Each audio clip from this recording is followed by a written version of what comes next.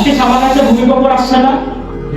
পুরা বাংলাদেশ সহ ভারত, পাকিস্তান, এশিয়া মহাদেশের কয়েকটা দেশ প্রকম্পিত হয়ে গেছেন ভূমিকম্পে। রাসূলুল্লাহ সাল্লাল্লাহু আলাইহি ওয়াসাল্লাম বলেন, আল্লাহ পাক ভূমিকম্প তখন দেয়, আল্লাহ পাক বন্যা তখন দেয়, আল্লাহ পাক ঘূর্ণিঝড় তখন দেয় যখন জমিনের ভিতরে বেশি নম্রতা সৃষ্টি হয়, জমিনের ভিতরে যখন বেহায়াপনা সৃষ্টি হয়, জমিনের ভিতরে যখন আল্লাহ নাফরমানি বেশি বেশি করে।